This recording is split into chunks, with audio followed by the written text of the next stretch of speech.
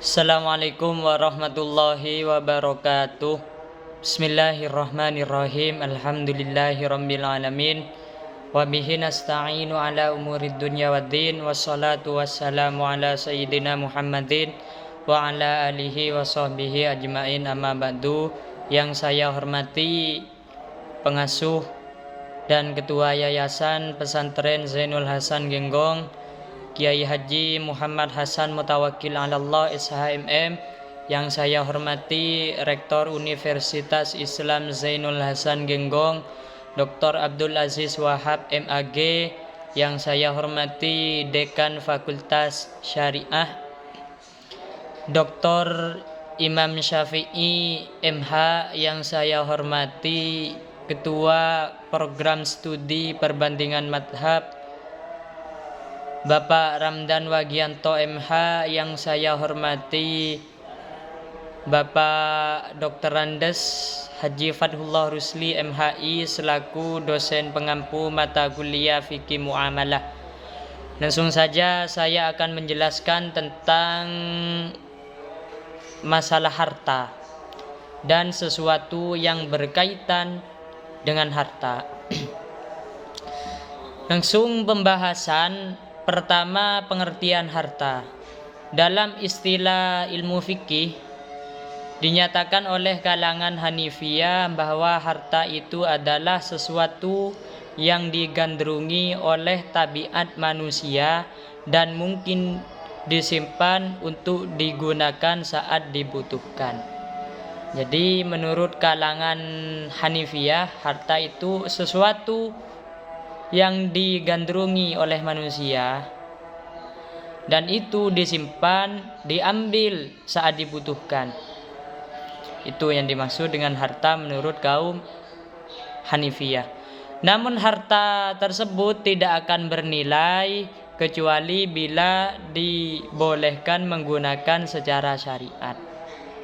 Sedangkan menurut Wahbah Zuhaili, secara urger, al-mal atau harta didefinisikan sebagai segala sesuatu yang dapat mendatangkan ketenangan dan dimiliki oleh manusia dengan sebuah upaya. Jadi harta itu menurut Wahbah Zuhaili segala sesuatu yang dapat menjadikan tenang. Makanya kan benar ada orang yang bilang kalau tidak ada uang atau harta, jangankan tersenyum, hidup ini pasti tidak tenang. Kalau ada uang, insya Allah kita tenang. Setiap apa yang kita butuhkan itu selalu ada karena kita mempunyai harta. Dan harta itu menurut Wahbah Zuhaili ialah dimiliki oleh manusia dengan sebuah upaya. Artinya kita bekerja. Kalau kita bekerja baru kita bisa mendapatkan harta. Baik sesuatu itu berupa zat atau materi, sesuatu yang tampak seperti kamera digital, itu kan sesuatu yang tampak.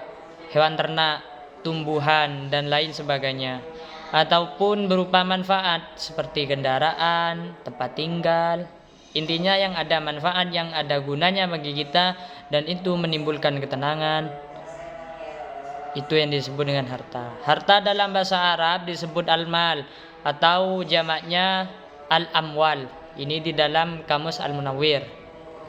Harta atau al-mal menurut Kamus Al-Muhit tulisan Al-Fairuz Abadi adalah malak tahu min kulli syai'in, ialah segala sesuatu yang engkau punya.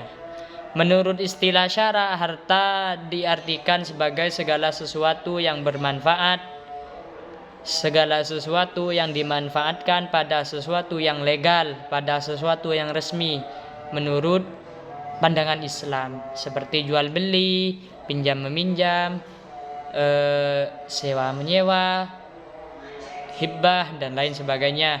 Di dalam Al-Quran kata al-mal dengan berbagai bentuknya disebutkan sebanyak 80 7 kali, yang terdapat dalam 79 ayat dalam 38 Al-Quran.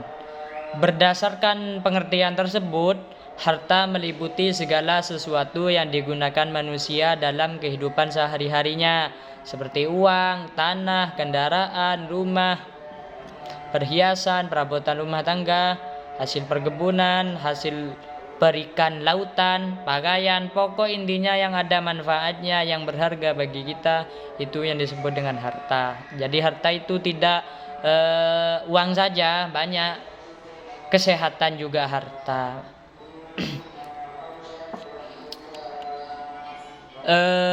Islam sebagai agama yang benar dan sempurna memandang harta tidak lebih dari sekedar anugerah yang dititipkan oleh Allah Subhanahu wa taala. Terus selanjutnya masalah kedudukan harta. Dalam Al-Quran dan hadis sangat banyak yang membicarakan mengenai harta. Secara rinci akan diterangkan sebagaimana sesungguhnya kedudukan harta dalam agama Islam melalui 2 sumber, yaitu Al-Quran dan hadis. Memang dalam hukum Islam, hukum yang tertinggi itu pertama Al-Quran, yang kedua itu hadis. Harta di dalam Al-Quran, pertama harta sebagai fitrah. Allah Subhanahu wa taala berfirman, innama amwalukum wa auladukum fitnah wallahu indahu ajrun azim. Sesungguhnya hartamu dan anak-anakmu hanyalah cobaan bagimu, dan di sisi Allah lah pahala yang paling besar. Jadi ayat tersebut menerangkan bahwa harta itu merupakan suatu cobaan bagi kita. Kalau kita bisa mengelola harta itu dengan baik, maka kita di sisi Allah mendapatkan pahala yang sangat besar. Terus harta sebagai perhiasan hidup. Dalam Al-Quran Allah berfirman, al-malu wal banuna zinatul hayatid dunya wal baqiyatus solihatu khairun inda rabbika thawaban wa khairun amala. Harta sebagai perhiasan hidup. Harta dan anak-anak adalah perhiasan kehidupan dunia. Tetapi amalan-amalan yang kekal lagi solih adalah lebih baik pahalanya di sisi Tuhanmu, serta lebih baik untuk menjadi harapan. Terus yang ketiga, harta untuk kebutuhan dan kesenangan. Allah Ta'ala berfirman, zuyyina linnasi hubbus syahawati minan nisa'i wal banina wal qanatiril muqantarati minadz zahabi wal fiddah wal khailil musawwamati wal an'ami wal harth. Dzalika mata'ul hayatid dunya wallahu indahu husnul ma'ab. Artinya dijadikan indah pada pandangan manusia kecintaan kepada apa-apa yang diingini, yaitu wanita-wanita, anak-anak, harta yang banyak dari jenis emas, perak, kuda pilihan, binatang-binatang ternak, dan ladang sawah. Itulah kesenangan hidup di dunia dan di sisi Allah tempat yang paling baik, artinya surga. Terus harta dalam sunnah Nabi. Dalam hadis pertama, kecelakaan bagi hamba harta, artinya yang gedunyon, mereka yang pikirannya apapun itu memikirkan tentang harta saja. Nabi Muhammad itu bersabda yang artinya, celakalah orang yang menjadi hamba dinar atau yang bermata duitan, menjadi hamba uang, orang yang menjadi hamba toga atau pakaian, intinya yang menginginkan kemewahan, yang menginginkan materi saja. Jika diberi ia bangga, jika tidak diberi ia marah. Mudah-mudahan dia celaka dan merasa sakit. Jika dia kena suatu musibah, dia tidak akan memperoleh jalan keluar. Hadis ini diriwayatkan oleh Imam Bukhari. Terus selanjutnya, penghamba harta adalah orang yang terkutuk. Jadi orang yang bermata duitan itu disebutkan oleh Nabi Muhammad bahwasanya ia orang yang terkutuk. Nabi Muhammad itu bersabda yang artinya, terkutuklah orang yang menjadi hamba dinar atau hamba uang, dan terkutuk pula orang yang menjadi hamba dirham. Ini sama-sama harta antara dinar dan dirham. Hadis ini diriwayatkan oleh Imam At-Tirmidzi. Terus selanjutnya, fungsi harta. Fungsi harta bagi manusia sangat banyak. Harta dapat menunjang kegiatan manusia. Kita beraktivitas, kita keluar kemana saja, itu salah satunya karena ada uang, karena ada harta. Kalau tidak ada uang atau harta, maka mau kemana kita? Meskipun punya sepeda motor, kalau uangnya ada, bensin mau dibeli pakai daun kan tidak bisa. Baik dalam kegiatan yang baik maupun kegiatan yang buruk, tergantung kita yang mengelolanya. Oleh karena itu, manusia selalu berusaha untuk memiliki dan menguasainya, menguasai harta. Bagaimana kita sekiranya mempunyai harta yang banyak, mempunyai harta yang manfaat dan barokah bagi diri sendiri, bagi orang lain, bagi agama dan bagi bangsa negara kita. Itu insya Allah kalau orang seperti itu cara mengelola harta baik, dan itu akan mendapatkan pahala yang besar di sisi Allah. Oleh karena itu, tidak jarang dengan memakai beragam cara yang dilarang syariat atau urge-urge atau ketetapan yang disepakati oleh manusia. Makanya orang kan dalam mencari harta itu menggunakan banyak cara, entah itu cara yang baik, cara yang diperbolehkan oleh syariat, ataupun cara yang buruk, cara yang dilarang oleh syariat. Bahkan kan tidak heran banyak begal, banyak maling. Itu kan tujuannya hanya satu, untuk menginginkan harta. Biasanya cara memperoleh harta akan berpengaruh terhadap fungsi harta. Jadi kalau cara memperoleh harta itu baik, insya Allah difungsikan ke hal-hal yang baik pula. Begitu juga sebaliknya, kalau cara memperoleh harta itu dengan cara yang buruk, maka akan dipastikan harta tersebut dikelola dengan hal-hal yang buruk juga. Seperti orang yang memperoleh harta dengan mencuri, ia memfungsikan harta tersebut untuk kesenangan semata, seperti mabuk, bermain wanita, judi online, judi offline, dan lain sebagainya. Sebaliknya, orang yang mencari harta dengan cara yang halal, mereka memfungsikan untuk hal-hal yang lebih bermanfaat, memfungsikan untuk kegiatan diri sendirinya dalam hal-hal ibadah. Apalagi seorang yang sudah berkeluarga, seorang suami mencari harta yang baik itu pastinya untuk kebutuhan keluarganya, kebutuhan istri dan anaknya. Dalam pembahasan ini akan dikemukakan fungsi harta yang sesuai dengan syariat, antara lain untuk pertama, kesempurnaan ibadah mahdoh. Seperti sholat memerlukan kain untuk menutup aurat. Dalam rukun Islam yang jumlahnya ada 5, itu hanya satu yang tidak menggunakan harta. Apa? Yaitu hanya membaca 2 kalimat syahadat.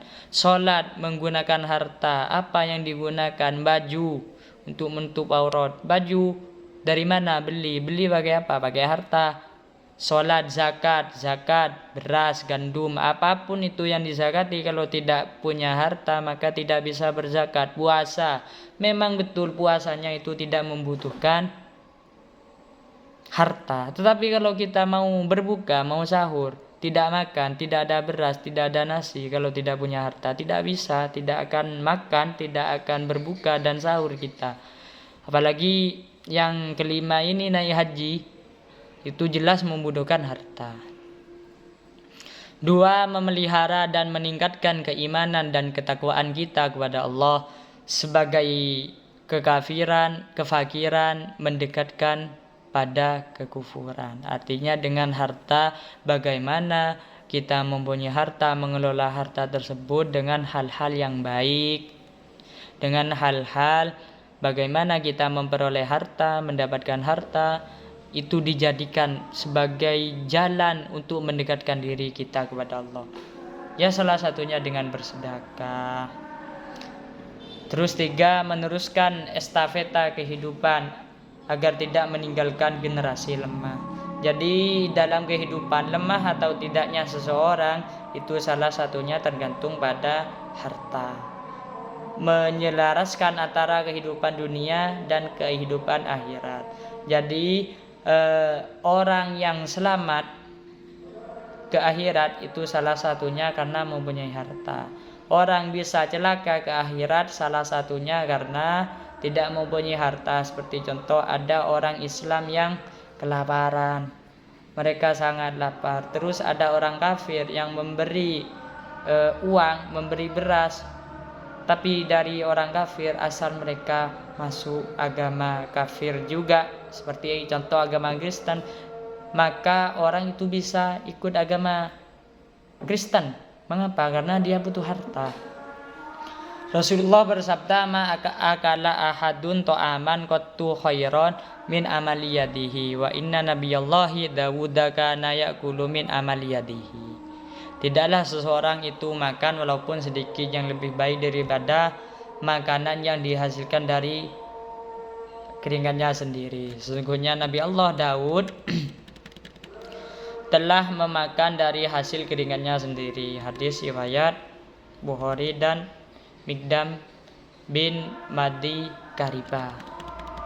Terus selanjutnya bekal mencari dan mengembangkan ilmu. Jadi salah satu kita mencari ilmu, salah satu kita kuliah itu pasti dengan adanya harta, dengan membayar UKT, dengan membayar iuran apapun dalam mencari ilmu. Itu salah satunya syarat mencari ilmu ialah harus bulghatun, mempunyai bekal. Bekal itu bekal apa? Bekal harta.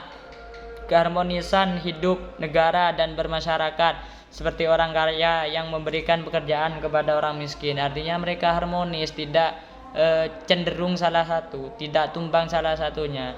Makanya dengan harta untuk memutarkan peranan-peranan kehidupan, yaitu adanya tuan dan pembantu. Itu kan adanya perputaran. Oh, ini tuan, ini pembantu. Apa yang membedakan? Karena mereka berbeda dari harta yang mereka punya masing-masing, untuk menumbuhkan silaturahmi. Itu salah satunya dengan harta. Macam-macam harta dalam Islam. Dalam fikih muamalah, harta dibagi menjadi beberapa kategori berdasarkan sifat dan penggunaannya. Berikut adalah beberapa macam harta yang umum dibahas. Pertama, harta al-mal, harta yang dapat dimiliki. Harta yang dapat dimiliki ini artinya harta yang diperoleh dan dimiliki oleh individu, seperti uang, tanah, dan barang. Intinya milik pribadi. Terus yang kedua, harta yang tidak dapat dimiliki, seperti sumber daya alam yang tidak dapat dimiliki secara individu. Makanya kan ada hakullah, ada hakul adam. Kalau hakul adam ini harta yang dapat kita miliki, kalau hakullah itu harta yang tidak dapat kita miliki karena itu bersifat umum. Terus harta yang bermanfaat. Harta yang bermanfaat memberikan manfaat secara langsung, seperti tanah, pertanian, bangunan, dan kendaraan.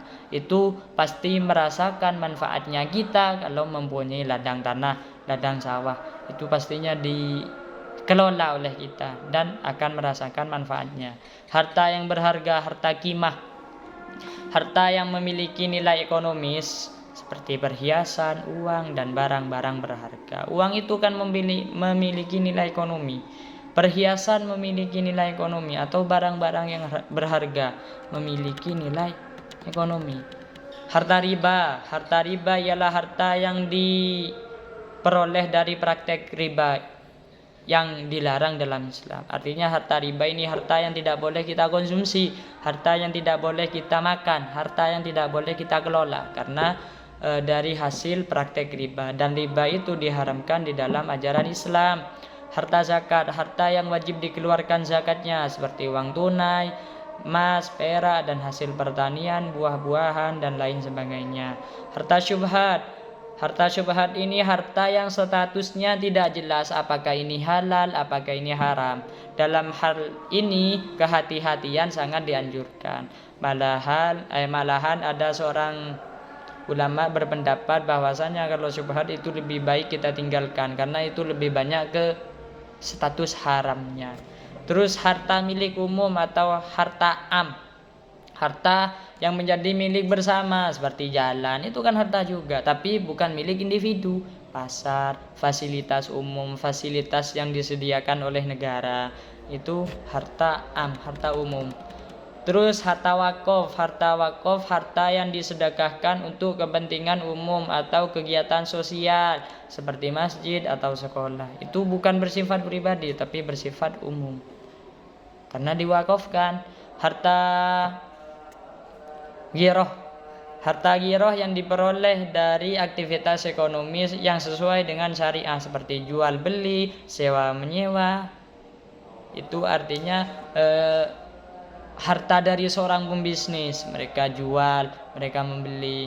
Orang pembisnis dan itu diperbolehkan yang sesuai dengan syariat Islam. Pembagian harta dalam Islam.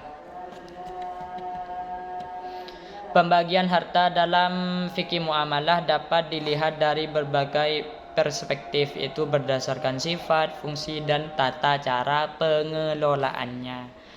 Berikut adalah beberapa pembagian harta yang umum dalam fikih muamalah. Pertama, berdasarkan sifatnya. Jadi harta berdasarkan sifat itu ada dua. Ada ayun, ada dain.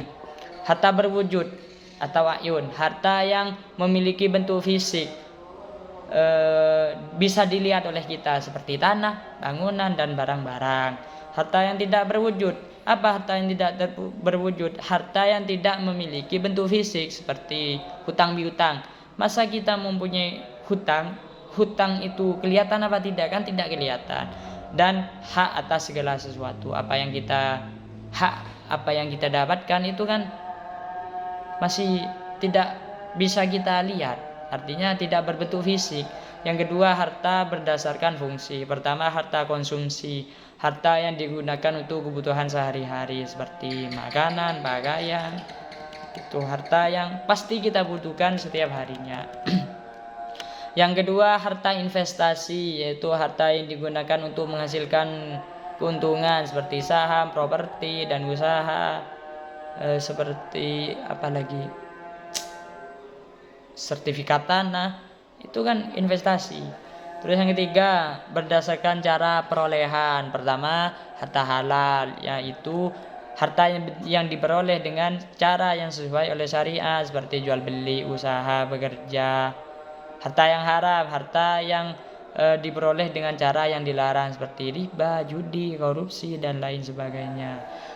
Berdasarkan kepemilikan, harta pribadi milik individu pribadi, harta yang dimiliki secara individu dan bisa dikelola sesuai keinginan kita karena bersifat pribadi. Harta umum, harta yang dimiliki oleh masyarakat atau negara, fasilitas umum seperti masjid, sekolah, kuburan.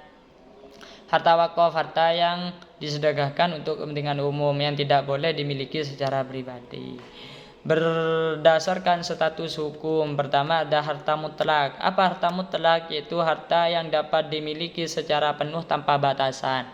Itu harta mutlak, seperti kita mempunyai tanah, seperti saya mempunyai tanah. Saya mempunyai sertifikatnya Ahmad Faiz. Berarti tanah itu milik saya sepenuhnya selama saya tidak menjualnya.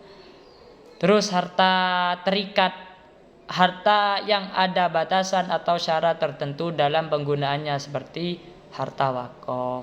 Itu kan ada syarat tertentu. Artinya harta ini boleh digunakan, tanah ini boleh digunakan asalkan dibangun sekolah, asalkan bermanfaat bangun masjid. Kalau tidak dibangun masjid dan tidak dibangun sekolah itu kan masih haram. Terus selanjutnya harta zakat, harta yang wajib dikeluarkan zakatnya seperti uang, tunai, emas, dan hasil pertanian. Nah, ini saja yang dapat saya sampaikan. Mudah-mudahan ada manfaatnya untuk kita semuanya. Assalamualaikum warahmatullahi wabarakatuh.